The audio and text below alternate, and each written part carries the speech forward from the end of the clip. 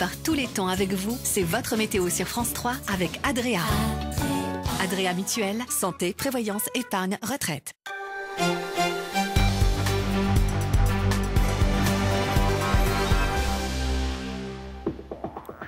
Bonsoir à tous, bienvenue dans les Alpes. Tout de suite, les titres de votre journal. Au lendemain du Yom Kippour, le grand pardon, fête la plus importante du judaïsme, les musulmans fêtent ce jeudi l'Aïd el-Kébir, la grande fête où l'on sacrifie un animal. L'abattage des bêtes se fait dans des endroits habilités ou ayant obtenu un agrément. Nous parlerons de l'Aïd el-Kébir avec Abdel Nasser Zitouni, imam du Centre culturel musulman de Grenoble. En Isère, toujours le CHU de Grenoble a inauguré un prototype unique au monde capable de mesurer simultanément le diamètre des vaisseaux rétiniens et la vitesse des globules rouges s'y déplaçant. Un outil de pointe dans la prévention et le traitement des pathologies liées à l'œil. Et puis il y aura de la musique dans ce journal avec le groupe savoyard Ma Family Trio. Ils ont obtenu les aides financières nécessaires à leur développement grâce au financement participatif. Aujourd'hui, ils sortent plusieurs nouveaux titres et sont à l'affiche de nombreux festivals. Juste après ce journal, vous avez rendez-vous avec l'édition nationale. Samuel Etienne reviendra sur le pèlerinage endeuillé à la Mecque. Le bilan n'a cessé de s'alourdir tout au long de la journée. Il est désormais de 720 morts et plus de 800 blessés après la gigantesque bousculade qui s'est produite ce matin. Les autorités saoudiennes accusent l'indiscipline des pèlerins. Et puis dans l'actualité de ce jeudi, il y a aussi les derniers chiffres du chômage et ils sont mauvais. Une hausse de 0,6% en août, 20 000 demandeurs d'emploi de plus. Les premiers chiffres annoncés par la nouvelle ministre du Travail, Myriam El Khomri. Mais d'abord, plus de 5 tonnes de tabac de narguilé saisis par les services douaniers du Léman ont été détruits aujourd'hui à Bellegarde, dans l'Ain. Objectif, dénoncer les affaires de contrebande, des affaires qui ont été multipliées par 5 depuis 2 ans en Haute-Savoie et dans l'Ain. Mais avec le relèvement des taxes suisses, les choses devraient changer. Reportage Benjamin Métral avec Jean-Éric Gué. Dans ces 5,5 tonnes de marchandises destinées aux broyeurs, essentiellement du tabac pour narguilé, saisi par les douanes françaises lors de contrôles routiers à la frontière suisse. La Suisse, plaque tournante du trafic de tabac aromatisé. Jusqu'en mai dernier, sa fiscalité était particulièrement avantageuse sur ce type de produit. La destination était bien connue des professionnels. En Suisse, on l'achetait à 21 € le kilo. En France, c'est à 136 €. Donc il y a une différence de 110 € qui est énorme par kilo, sachant qu'on achète à peu près 30 ou 35 kilos par mois. Ça fait quand même une grosse somme. Un tabac 4 fois moins cher en Suisse, il n'en fallait pas plus pour que la contrebande s'organise. Des particuliers, mais aussi des réseaux. Pressée par les douanes françaises, la Confédération vient de tripler le montant de ses taxes sur ce tabac aromatisé, un marché en plein boom des deux côtés de la frontière. On a maintenant un prix qui est quasiment équivalent à celui du prix français. Ça a fait chuter la contrebande ? Complètement. Complètement. On a nos affaires qui ont été divisées environ par 4. Du pain béni pour les buralistes qui, depuis des lustres, ne cessent de demander l'harmonisation du prix du tabac, tout marché confondu, à l'échelle européenne, pour lutter contre les ventes clandestines. Ça représente quand même 26% de contrebande en France. C'est 4 milliards de recettes d'État en moins pour l'État. 4 milliards. C'est la concurrence déloyale ? Complètement. La nature ayant horreur du vide, les contrebandiers de tabac aromatisé se tournent désormais vers d'autres fournisseurs. Au Luxembourg, en Espagne ou au Maghreb, au détriment des débitants de tabac. En France, depuis 2003, 1000 buralistes ont baissé le rideau définitivement.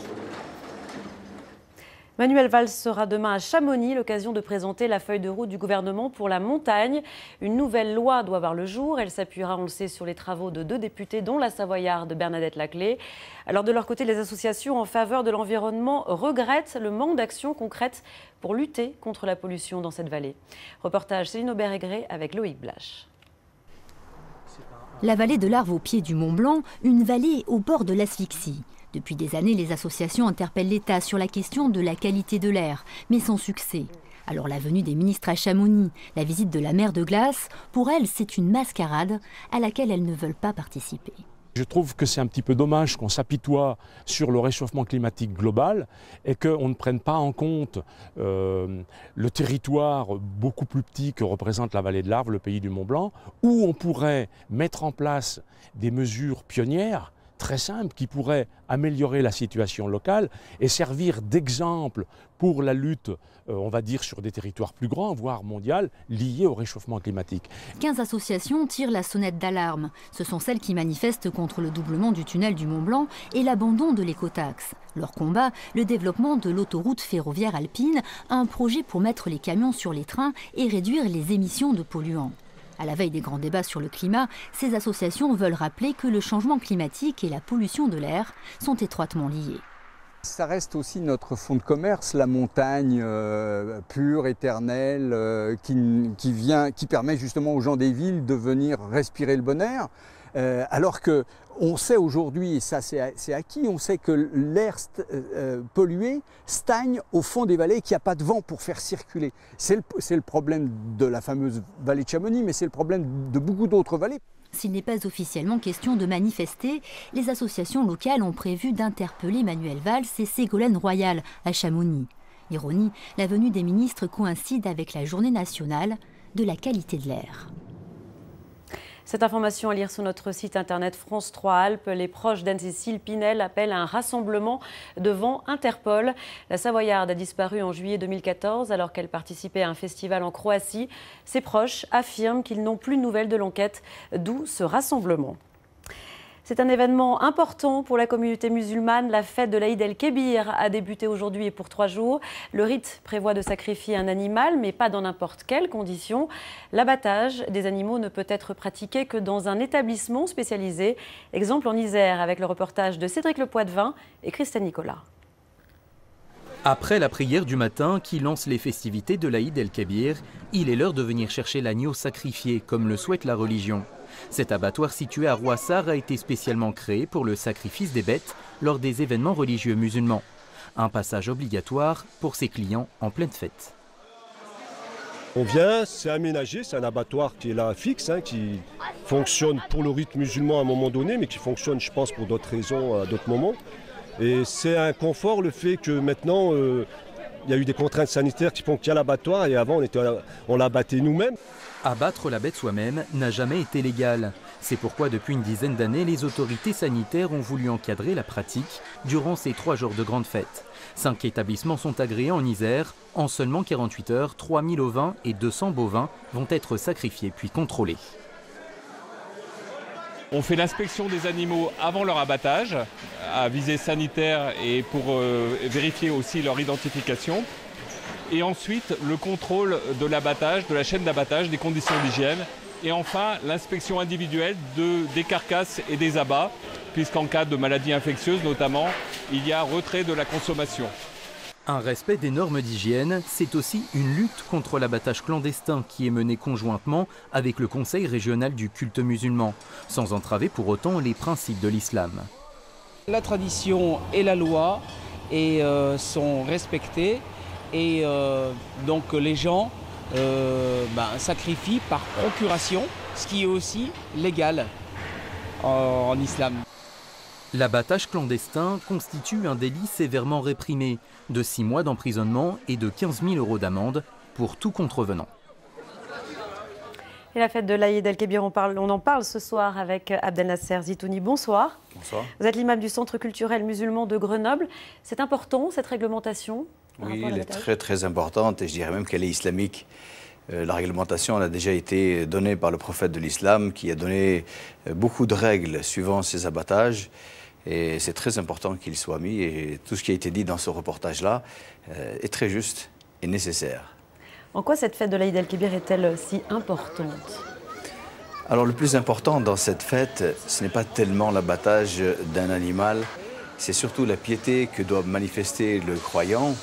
Et à l'image de l'enfant d'Abraham qui a répondu à son père quand il lui a dit qu'il avait vu en songe qu'il l'immolait, il lui a dit « tu me trouveras patient devant cette épreuve ». Donc il y a aussi les épreuves que nous avons dans la vie, nous musulmans, nous croyants, tout le monde. Et nous, à l'image de l'enfant d'Abraham, nous devons être patients devant les épreuves, quelles qu'elles soient, et Dieu sait s'il y en a. Il y en a. Alors cette année a été marquée par des attentats terroristes ou tentatives d'attentats par des gens qui se revendiquaient de l'islam. On l'a vu, cela a entaché l'image des musulmans. Qu'est-ce que vous répondez à cela? Je réponds simplement qu'ils ne peuvent pas entacher l'image de l'islam. L'islam est ce qu'il est. Les écrits sont là, tout est dit, tout est prêt. Et ceux qui veulent détourner cette image se mettent le doigt dans l'œil jusqu'au coude. Ils ne font que faire l'inverse de ce qui est dit dans l'islam. Le mot islam découle du mot as-salam, qui signifie la paix. Ça ne peut être qu'une religion de paix et non pas une religion pour faire du mal à autrui. D'autant plus que le prophète a beaucoup parlé là-dessus. Et je citerai une de ses paroles où il dit « Le croyant ne fait pas peur ». Donc si on est vraiment croyant, on n'a pas peur de cette personne-là. Et c'est ce que vous répétez dans vos prêches? Oui, c'est ce que je répète très souvent, et notamment lorsqu'il y a des actes de ce genre-là, je le répète, et il faut le répéter assez souvent, de manière à ce que, notamment cette jeunesse musulmane qui se cherche actuellement, a besoin d'être guidée, et sur des bonnes bases, et d'après un islam correct. Merci beaucoup, Abdelnasser Zitouni, d'être venu, et bonne fête. Je vous en prie, merci. Et l'on continue à parler des loups. Les éleveurs expriment leur ras-le-bol un peu partout dans les Alpes. Souvenez-vous de la séquestration d'élus du parc de la Vanoise. Ça grogne aussi pas très loin de chez nous, du côté de Gap, où s'est rendu le tout nouveau préfet des Hautes-Alpes. Reportage Mekioussa Boudjema, Fabien Madigou. Officiellement, Stéphane Bouillon, nouveau préfet de région, se déplace pour mettre en avant les actions menées dans un quartier prioritaire de Gap. C'est-à-dire qu'il y a des équilibres qui sont cherchés dans tous les quartiers. Mais en coulisses, ce matin, il reçoit les agriculteurs, une promesse faite la semaine dernière alors qu'ils campaient leur colère devant la préfecture. En cause, les attaques de loups à répétition. Le monde agricole est encore sous pression, la pression n'est pas retombée. Et s'il n'y a pas des actes, s'il n'y a pas des écrits et des actes et une réalité sur le terrain, je crois qu'on reviendra. Hein. Sortie de réunion, satisfaction affichée.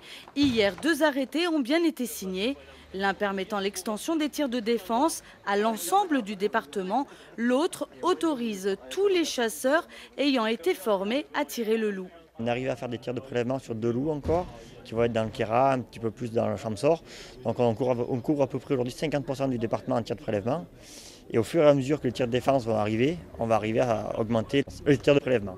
Les engagements qui ont été pris sont tenus. Maintenant, il faut effectivement aussi que les chasseurs qui sont désignés chassent et donc que nous puissions utiliser en totalité le quota qui a été mis à notre disposition sur ce sujet. Quant à l'arrêté ministériel promis par Ségolène Royal, qui devrait permettre le prélèvement dans les Hautes-Alpes, le préfet de région Stéphane Bouillon l'assure, il est en cours de rédaction.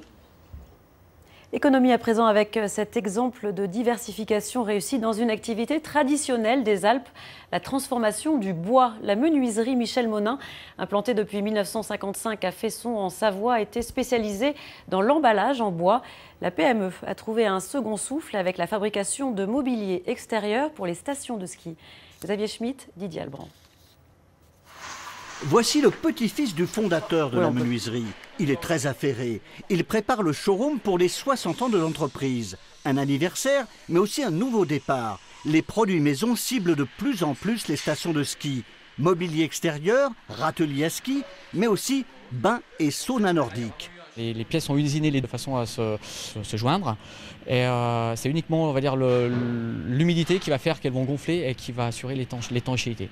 Donc à ce niveau-là, il a fallu mettre en place tout le process, faire plusieurs essais pour arriver à avoir un produit qui soit de très bonne qualité.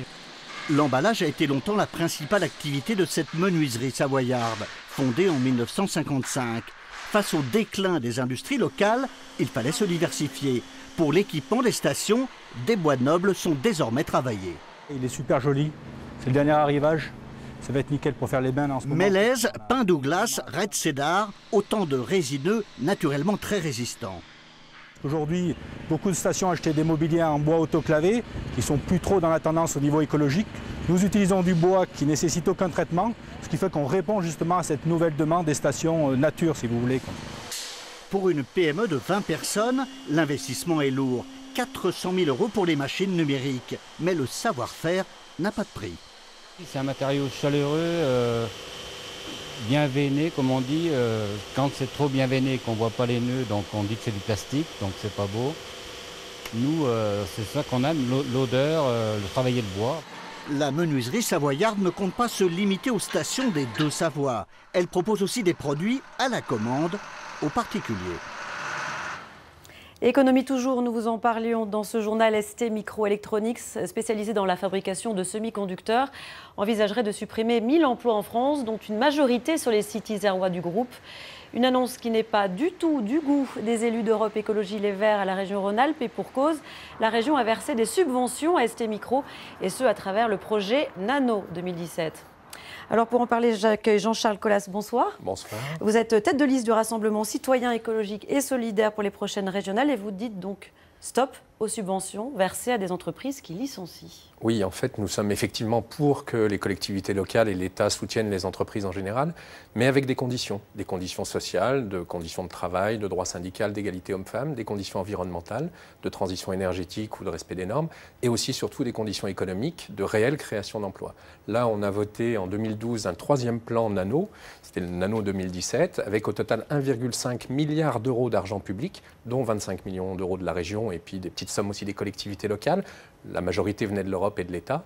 Et à l'arrivée, ST Micro annonce 500 à 1500 licenciements, ne fait pas de bénéfices et pourtant a distribué l'année dernière 360 millions de dollars de dividendes à ses actionnaires et s'apprête à faire autant l'année prochaine. Ça veut dire que la totalité de l'argent public, sans condition, est passée de la poche du contribuable à la poche des actionnaires. Là, vous parlez de ST Micro. Après, quand on crée une entreprise, on ne pense pas forcément à licencier. Ce n'est pas la première volonté d'un patron.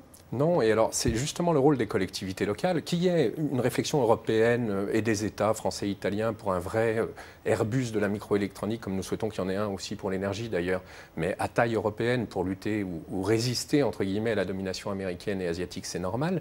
Mais à la taille des collectivités locales, quand nous on a 25 millions d'euros, c'est une goutte d'eau pour ST Micro. Mais par contre, pour le budget de la région, c'est énorme. Si ces 25 millions d'euros, nous les engageons dans des PME, des TPE, de la filière microélectronique qui est importante pour l'Isère. Donc les petites entreprises, alors petites et moyennes entreprises. Les petites plutôt. Entreprises, l'artisanat, le commerce de proximité, l'économie sociale et solidaire, même la transition agricole. Là, vous n'êtes pas assuré non plus qu'il n'y aura pas un licenciement un jour ou l'autre dans cette entreprise. Vous savez, il y a beaucoup de petites entreprises qui, en fait, ont besoin d'un petit coup de pouce pour embaucher le collaborateur supplémentaire pour effectivement fonctionner un peu mieux et développer leur marché. Avec 25 millions d'euros, on crée 2000 emplois dans ces petites entreprises. Et donc, je crois que c'est vraiment le rôle des collectivités locales d'agir à leur mesure là où il est important d'agir, c'est-à-dire sur l'emploi local. Et comment ça peut se traduire dans les faits? Comment vous allez sélectionner ces entreprises? Alors, il faut non seulement les sélectionner, donc sur leur taille et sur leur projet, bien évidemment, mais surtout mettre des conditions. Quand on fait de l'aide aux entreprises, il y a plusieurs modes. La subvention n'est pas le seul mode. On peut aussi faire des avances remboursables, des prêts à taux zéro, notamment quand les entreprises sont viables. C'est le cas pour ST Micro. Et puis, quand ce sont des petites entreprises qui ont vraiment besoin d'un coup de pouce, il faut mettre des conditions sociales, environnementales. Et si ces conditions ne sont pas respectées, l'argent doit être remboursé. On le fait pour les associations, on le fait pour plein d'autres projets. Quand vous êtes particulier, que vous avez un projet d'énergie renouvelable, vous avez une subvention et vous ne faites pas votre projet, vous remboursez. C'est exactement la même chose pour les entreprises. Merci, en tout cas, merci beaucoup d'être venu ce soir sur notre plateau, Jean-Charles Colas. Merci. Merci à vous. En Isère, c'est un prototype unique au monde qu'inaugurait aujourd'hui le CHU de Grenoble, un appareil fruit d'une collaboration franco-suisse capable de mesurer simultanément le diamètre des vaisseaux rétiniens et la vitesse des globules rouges s'y déplaçant.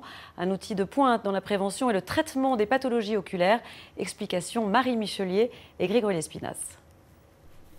Il s'appelle AOLDV. Derrière ces 5 lettres, un nouveau système d'imagerie, imaginé il y a 4 ans par 2 hommes et qui voit enfin le jour. Un outil qui permettra de déceler plus tôt certaines anomalies en calculant le flux sanguin des vaisseaux de notre rétine. C'est une fenêtre exceptionnelle puisque c'est l'un des seuls tissus où on peut avoir un accès direct avec une très grande résolution sur l'anatomie des vaisseaux, mais également le débit sanguin au sein de ces vaisseaux. Ce sera sûrement très intéressant soit dans des pathologies oculaires, comme par exemple des thromboses veineuses au niveau de la rétine, dans la dégénérescence maculaire liée à l'âge, également dans des rétinopathies héréditaires. Ce sera aussi également très intéressant dans des pathologies systémiques comme l'hypertension artérielle, le syndrome d'apnée du sommeil et également le diabète. À l'image classique de la rétine, à gauche, s'ajoutent à présent ces clichés en noir et blanc plus précis. Pour arriver à cela, une machine existante et renfermant une caméra de pointe issue de l'astrophysique a été améliorée. Elle forme maintenant comme un télescope, mais pour plonger dans l'infiniment petit, de ce qui avoisine la taille d'un cheveu.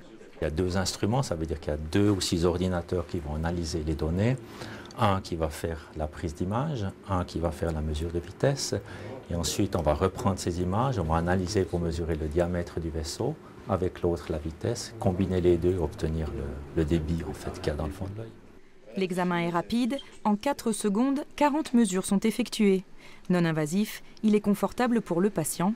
Si les premières mesures sur des volontaires sains ont déjà été effectuées, celles sur les malades le seront dès le mois prochain. Quelques mots de sport à présent avec ce match ce soir. Chambéry-Savoie Handball rentre en scène pour l'ouverture du championnat de France. Les Savoyards reçoivent Nantes au phare de Chambéry. Coup d'envoi à 20h45. Et puis Jérôme Coppel à l'honneur. Le cycliste haut-savoyard a décroché la médaille de bronze du championnat du monde de contre-la-montre hier à Richmond aux États-Unis. Champion de France en titre, il a été battu par le Bélarus Vassil Kirienka, médaille d'or, et l'Italien Adriano Malori. 5e édition de l'opération Ensemble vers les chemins de Compostelle. Cette marche organisée par une association de retraités s'est déroulée non loin de Paladru en Isère. Une balade de 2 à 12 km selon le niveau. L'occasion d'entretenir sa forme physique en douceur, mais surtout un temps de convivialité pour rompre l'isolement. Jean-Christophe Pain, Yves-Marie Glo. Du temps de Jo, Gaston, Christiane ou Madeleine, les paysans travaillaient la terre à la main et achetaient tout comptant. Pas de crédit, pas de technologie. Mais aujourd'hui, à la retraite, nos aînés profitent de la vie. Avant, on disait les aînés ruraux. Mais oui, parce que c'est pas des anciens du tout. Ah non, pas du tout. Ah ben non. Ancien qui veut. Ouais. Vous savez, travailler à la terre, ça conserve. Hein. Ah, c'est ça le secret. Oui. C'est pas toujours facile, mais bon. On est des durs, peut-être. Dans la fleur de l'âge, Gaston, Madeleine et les autres ont sans doute trouvé le secret de jouvence. Celui après lequel tant d'alchimistes de tous âges courent depuis des siècles. Moi j'ai perdu mon mari il n'y a pas très longtemps. Et puis avec tout ça, ça fait plaisir de se rencontrer, de faire des balades. Ça permet aussi d'être moins seul. Moins seul, tout à fait. Bon, allez. Et puis il y a l'apéritif après. Ah, il y a l'apéritif? Ah, vous saviez pas? Ah, oh, non. Non, c'est sympa. Regardez donc. Eh oui, le secret est bien là. Dans l'humour, toujours. Quoi qu'il en soit, la bonne humeur. Alors pour finir en beauté, Alain, organisateur très dynamique, instituteur pendant des dizaines d'années, a bel et bien offert l'apéritif au bord du lac de Paladru. C'est plus les 3 baies, bouffe, belote, balade. Maintenant, c'est la marche, c'est l'aquagym. Il faut venir pour pouvoir justement se tenir en forme et pour pouvoir profiter donc de la vie le plus possible, mais en forme. Génération avec un S, mouvement au singulier, c'est la plus grosse association de retraités de France reconnue d'utilité publique. 700 000 adhérents, 14 000 rien qu'en Isère. Si vous voulez, comme Alain, bien vieillir, n'hésitez pas à contacter Génération Mouvement. Culture avec la belle histoire qui se poursuit pour les artistes du groupe savoyard Ma Family Trio. Ils ont obtenu le coup de pouce nécessaire à leur développement grâce au financement participatif. Ça se fait de plus en plus. Et aujourd'hui, ils ont sorti quelques nouveaux titres, sans oublier les tournées et les festivals. Rencontre signée Cédric Le Poitvin et Christian Mathieu. Nous les avions rencontrés il y a tout juste un an. Ces 3 jeunes chanteurs et musiciens résidant à Aix-les-Bains en Savoie s'étaient lancés sur un site de financement participatif en exposant leur projet musical. Au bout de 2 mois et demi seulement, le groupe obtient des participations financières allant jusqu'à 10 000 €. Ça a été vraiment une grosse surprise parce que y a ceux qu'on connaît, qui ont participé et qu'on remercie amplement parce qu'ils ont donné des belles choses. Et puis il y a aussi tous ceux qu'on ne connaît pas ça c'est vraiment la grosse surprise parce qu'on a vu que c'était vraiment à travers toute la France. On avait Montpellier, Rennes, Tours, des gens qui donnaient des sommes quand même assez importantes et qu'on ne connaissait pas du tout, quoi. Et les choses se sont rapidement enchaînées pour le groupe familial. Grâce au financement, on est passé dans un travail, oui, effectivement, d'un niveau un peu supérieur pour l'enregistrement. Et puis surtout dans une autre vision, quoi, de l'identité du groupe. On a pu investir dans du matériel, on a pu se mettre à travailler de façon un petit peu plus pro que ce qu'on pouvait avant. Et puis surtout, en fait, on s'est lancé à fond dans la compo, ce qui est relativement récent par rapport à l'histoire du groupe, quoi, où on était plutôt un groupe familial où on se faisait plaisir avec des reprises. Et là, on s'est lancé, on s'est impliqué dans la compo. Repéré sur le site internet qui lui a permis d'être financé, Ma Family Trio a été contacté par plusieurs festivals et bars pour des représentations. Il s'est même retrouvé aux Caraïbes cet été, où le clip de leur nouveau titre, Breath, a été tourné.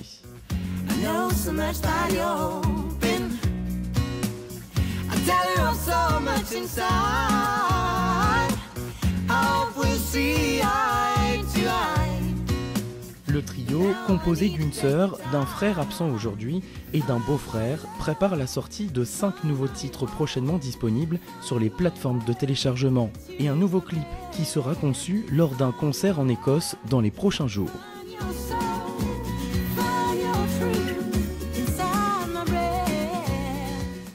Voilà, et à noter justement que Ma Family Trio joue ce soir, salle Saint-Jean à la Motte Servolex en Savoie, dans le cadre du festival Regard.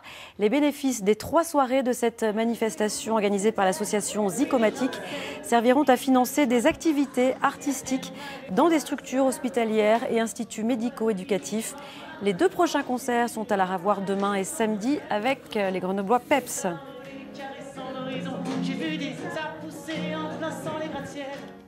Avant de refermer ce journal, je vous rappelle l'une des principales informations. Plus de 5 tonnes de tabac de narguilé saisis par les services douaniers du Léman ont été détruits aujourd'hui à Bellegarde, dans l'Ain. Objectif, dénoncer les affaires de contrebande. Des affaires qui ont été multipliées par 5 depuis 2 ans en Haute-Savoie et dans l'Ain. Mais avec le relèvement des taxes suisses, les choses devraient changer. C'est en tout cas ce qu'espèrent les buralistes français. Le tabac de narguilé est 4 fois moins cher en Suisse. Et c'est la fin de ce journal. L'actualité continue sur le site alpes.france3.fr. Tout de suite, la météo, puis l'édition nationale. Demain, à midi, vous retrouverez Daniel Despins pour un nouveau point sur l'actualité dans les Alpes. Je vous souhaite une très belle soirée.